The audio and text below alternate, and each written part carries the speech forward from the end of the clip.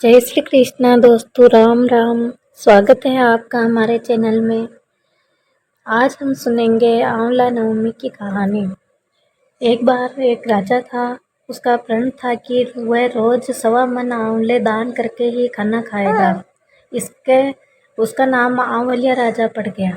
एक दिन उसके बेटे बहू ने सोचा कि राजा इतने सारे आंवले रोज दान करते हैं, इस प्रकार तो एक दिन सारा खजाना खाली हो जाएगा। इसलिए बेटे ने राजा से कहा कि उसे इस तरह का दान करना बंद कर देना चाहिए।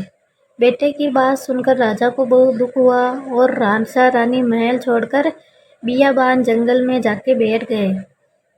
राजा रानी आंवला दान नहीं कर पाए और प्रण के कारण कुछ भी नहीं खाया।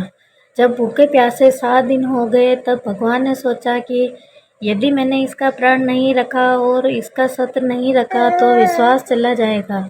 इसलिए भगवान ने जंगल में ही महल, राज्य और बाग बगीचे सब बना दिए और ढेरों आंवले के पेड़ लगा दिए।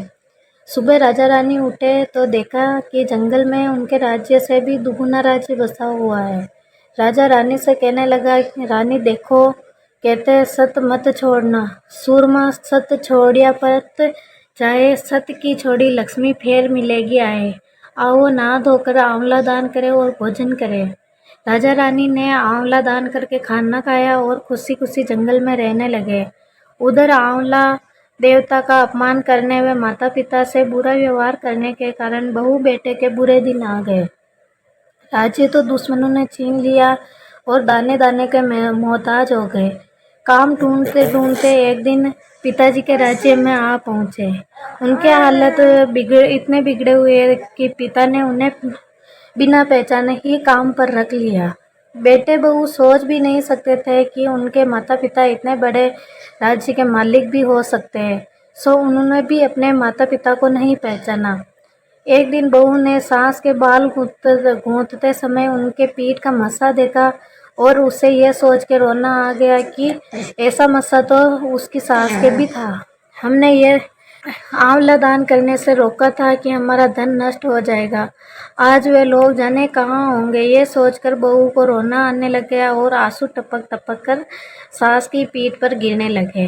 तो रानी ने तुरंत पलट कर देखा और पूछा, तू क्यों रो रही है? तो बहू ने बताया कि आपके पीठ पे जो मस्सा है वैसा मेरी सास के पीठ पे भी था। हमने उन्हें आंवला दान करने से मना कर दिया और वह घर छोड़कर कहीं चले गए। तब रानी ने उन्हें पहचान लिया और सारा हाल पूछा और अपना सारा हाल बताया कि उनके साथ में जंगल में क्या क्या हुआ, और अपने बेटे बहू को समझाया कि दान करने से धन कम नहीं होता बल्कि बढ़ता है। बेटे बहू भी अब सुख से राजा रानी के साथ रहने लगे।